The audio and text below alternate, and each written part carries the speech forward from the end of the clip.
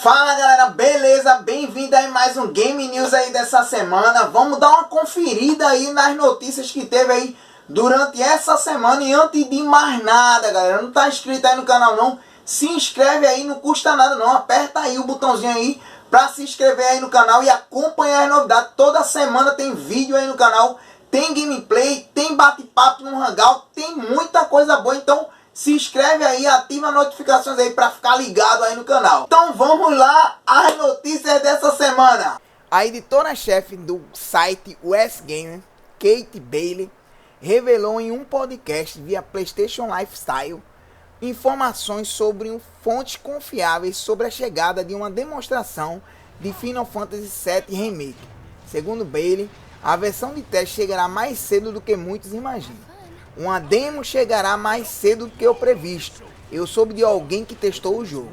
Existe uma demonstração jogável rolando à solta, disse Kate Bailey nessa declaração. Isso pode coincidir um pouco com as informações reservadas pela Square Enix. Apesar de ter revelado o novo teaser do jogo durante a State of Play, a companhia ressalta constantemente que detalhes serão divulgados em junho, muito provavelmente na E3 2019. O desenvolvimento de Final Fantasy VII Remake estava sendo dirigido pela desenvolvedora CyberConnect 2. No entanto, o planejamento não saiu como esperado e então a Square decidiu realocar o projeto internamente. Ainda não ficou claro se a demonstração citada por Bailey é de fato verdadeira e, caso seja, ainda pode ser um conteúdo exclusivo para a imprensa e não apresentada para o público. De qualquer forma, as expectativas ficam para a Square Enix liberar um gostinho da nova proposta. Final Fantasy VII Remake marcará o retorno do game mais aclamado da consagrada franquia de RPG da Square Enix. O jogo original foi lançado em 1997 para o primeiro PlayStation. Redefiniu os padrões do gênero na indústria e ajudou a solidificar a base do console da Sony. O remake, por sua vez, foi anunciado na conferência da Sony durante a E3 2015, meu amigo. Fazem 4 anos que vocês começaram a anunciar o jogo e não saiu nada ainda. Só saiu aquele teaser lá no State of Play. E assim, a gente quer um jogo, né? 4 anos aí que foi mostrado aí, que surgiu essa expectativa.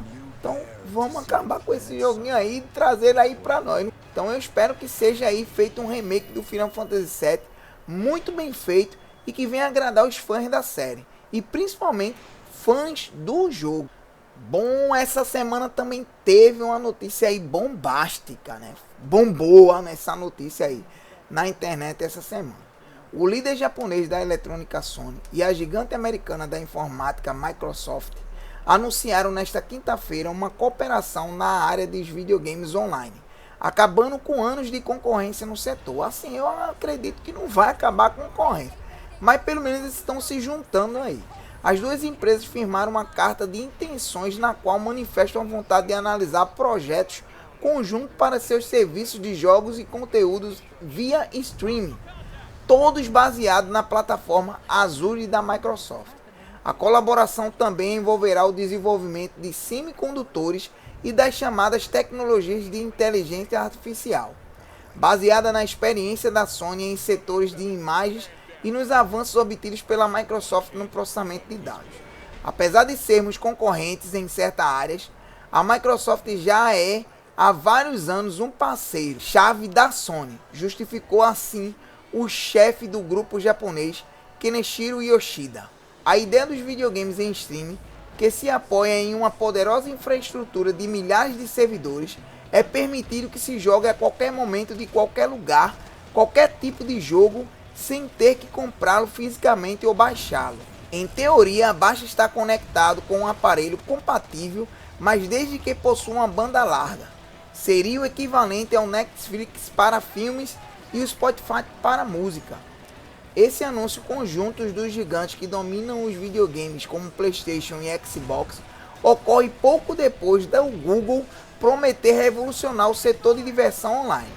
O grupo americano lançará este ano a plataforma Stadia nos Estados Unidos, Canadá, Reino Unido e alguns países da Europa. Como o motor que redesenha os jogos e o futuro, segundo Jade Raymond, que que assumirá a presidência do novo estúdio de criação de videogames do Google.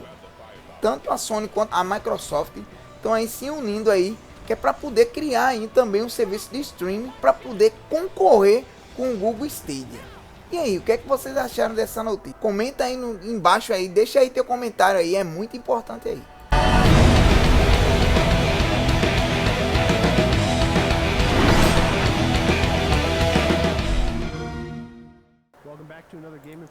A Game Informer continua com sua cobertura especial para Marvel Ultimate Alliance 3 The Black Order ao longo do mês de maio. E dessa vez a revista divulgou um novo vídeo de gameplay do jogador para mostrar o personagem Wolverine em ação. E aí, vamos dar uma conferida aí nesse novo vídeo aí com o Wolverine em ação, se liga aí.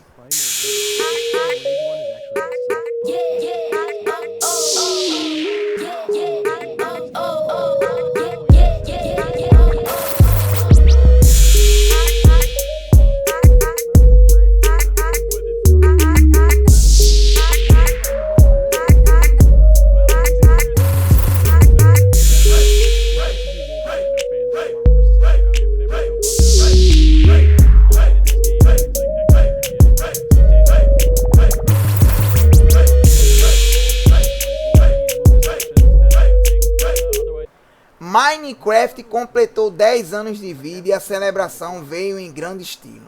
A Microsoft e a Mojang revelaram esta semana alguns números conquistados pelo título. Desde o seu lançamento já foram vendidos mais de 176 milhões de unidades. Os números abrangem todas as plataformas onde o jogo foi disponibilizado. Como o fenômeno chegou para todos os tipos, inclusive o PlayStation Vita, a quantidade de cópias vendidas é de certa forma esperada. De acordo com o site DualShockers, a versão para PC sozinha vendeu mais de 30 milhões de unidades, representando quase 20% do total. Segundo os números fornecidos, Minecraft pode ter se tornado o jogo mais vendido de todos os tempos, porque não é tão fácil determinar quantas cópias de Tetris foram vendidas. O jogo russo de bloquinhos também conta com dezenas de variantes e que tornam os cálculos mais complexos. Ainda sem falar que ele tem direitos livres na Rússia. A confusão é grande, minha gente. A confusão é muito grande. Mas individualmente não tem para ninguém. Minecraft é rei. E vem muito mais por aí. O estúdio sueco prepara muitas entradas para o game ao longo dos próximos anos. Vai vir filme, live action, em realidade aumentada, outras expansões, novas histórias e muito mais. E aí, o que é que vocês acharam aí? Minecraft se tornou o game mais vendido da história. É aquela coisa, como eu sempre falo, nem sempre o que é mais vendido é o melhor. Mas o que é que vocês acharam aí? Deixa aí nos comentários aí o que é que vocês acharam aí de ter Minecraft como o jogo mais vendido de toda a história. E o game dessa semana aí, que a gente vai falar um pouquinho naquele momento retrô da gente, semanal, é o Illusion of Gaia. Jogo aí para Super Nintendo, dos melhores jogos que eu joguei na geração 16 bits. E a gente vai falar um pouquinho aí sobre ele. Illusion of Gaia é um jogo eletrônico de ação e RPG que foi lançado no dia 1º de janeiro de 1994 para a Super Nintendo. Foi desenvolvido pela Quintet, publicado pela Enix no Japão e publicado pela Nintendo mundialmente. O jogo foi nomeado Illusion of Time na Europa e foi oficialmente lançado em inglês, francês, espanhol e alemão. Illusion of Gaia é considerado como o segundo jogo na série Soul Blazer, que consiste em Soul Blazer, Illusion of Gaia e Terranigma. Enquanto há muitos similares tanto na jogabilidade e o enredo entre os três títulos, eles não são reconhecidos oficialmente como uma trilogia. O ponto de partida da aventura acontece na pacífica cidade de Salt Cape, em uma época de grande prosperidade. Entramos na pele de Will, um garoto incomum, filho de Oman, um respeitado líder de uma guilda de aventureiros. Em certa ocasião, Will aventurou-se ao lado de seu pai, partindo para Salt Town, rumo à mítica Torre de Babel. Infelizmente, a expedição se perdeu, sendo Will seu único sobrevivente, que, desprovido de memória sobre o ocorrido, retornou com enigmáticos poderes psíquicos cuja origem ele desconhece. Logo que começarmos a jogar Illusion of Gaia, percebemos uma semelhança inevitável com o estilo de jogabilidade na série The Legend of Zelda. Porém, aos poucos uma linha de separação vai delineando entre os jogos, pois enquanto o segundo título propõe uma aventura mais aberta, o primeiro apresenta um roteiro mais linear, mesclando elementos de ação com RPG. Começamos o jogo em uma sala de aula dentro de uma igreja. O sino toca e após alguns conselhos da parte do mentor, é possível explorar a pequena pacífica cidade de Salt Cape. Logo de início, subindo no telhado da igreja, encontramos uma porta dimensional que nos teleporta ao soberano onipotente Gaia, que sem enrolação revela que Will é o escolhido cujo destino não é ainda totalmente claro. Logo, algumas pistas começam a aparecer e Will acaba encontrando com alguns de seus amigos, Lance, Self e Eric, em algum lugar que eles denominam o esconderijo. Até então, não havia uma motivação clara sobre o destino dos quatro, pelo menos não até o aparecimento da princesa fugitiva Cara. Pois é, já sabemos o que acontece quando tentamos resgatar donzelas fugitivas. Cadeia, meu amigo. E assim começa a nossa aventura. O sistema do jogo é simples e logo nos primeiros passos da aventura é possível dominá-lo com a tranquilidade. Na tela principal temos indicadores como medidor de energia e quantidade de corações e de Dark Gems, que quando coletadas na quantidade de 100, somos presenteados com um novo renil. Também contamos com a tela de radar, muito útil ao longo da jornada, onde é possível visualizar o número de inimigos e itens na sala, além de posição de cada um deles. E há o mais importante, um indicador de força, em que sabemos se restou alguma Power Gem. Como funciona isso? Bom, quando derrotamos todos os inimigos de uma sala, ganhamos uma Power Gem. Ela aumentará algum atributo do status. Se for um coração, aumentará nossa vida, ou no caso, nosso HP. Um escudo, nossa defesa. Já uma espada, nossa força. Na tela de itens podem-se ver todos os artefatos coletados, dos quais podemos carregar até o limite de 16, além de equipá-los, ordená-los e removê-los. Por fim, temos um menu de condições, no qual podemos ver o status atual de todas as habilidades adquiridas. A trilha sonora é bem composta, com um ar de cinema clássico, fazendo bom uso dos recursos do áudio do Super Nintendo.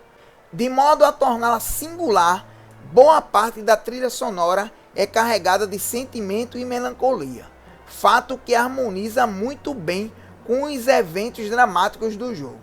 O maior problema mesmo fica por conta do curto repertório que já várias cidades e calabouços possuem a mesma música. Visualmente falando, Illusion of Gaia possui gráficos relativamente bons para a época e com textura bem coloridas, sprites e cenário grandes, boas animações, mas nenhum efeito descomunal. Afinal, era um jogo de 16 megas sem recursos avançados de chip para que viesse melhorar um pouco.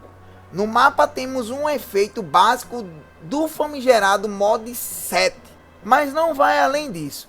Eu acredito que, contrapondo com um jogo da mesma época, ele cumpre bem o seu papel. O jogo tem gráficos, na minha opinião, excelentes. No geral, Illusion of Gaia vale muito a pena ser jogado sem compromisso, pois apesar de possuir elementos de RPG, não se apresenta como um jogo longo e árduo, podendo ser considerado até um RPG casual. Já ouvi alguns comentários preconceituosos sobre ele. Bom, na verdade eu considero ele um clássico do Super Nintendo e um dos melhores RPGs dessa safra aí de 16 bits.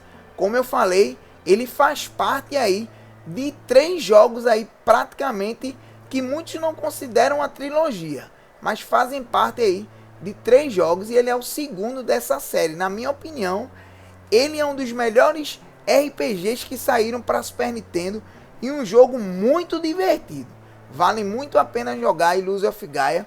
E se você tem um Super Nintendo aí e quer experimentar um pouco, dá uma conferida. O jogo vale muito a pena e eu deixo ele aí como review dessa semana, beleza? E é isso aí, galera. Se gostou desse vídeo, não esquece, deixa aí o teu like, compartilha aí com pelo menos um amigo teu para fortalecer aqui esse canal. E é isso aí. Até a próxima semana, tamo lá. Fui! Conheça o VGDB, Videogame Database, um museu virtual dos videogames, totalmente em português, com informações sobre todos os consoles e seus jogos. Visite o site no www.vgdb.com.br.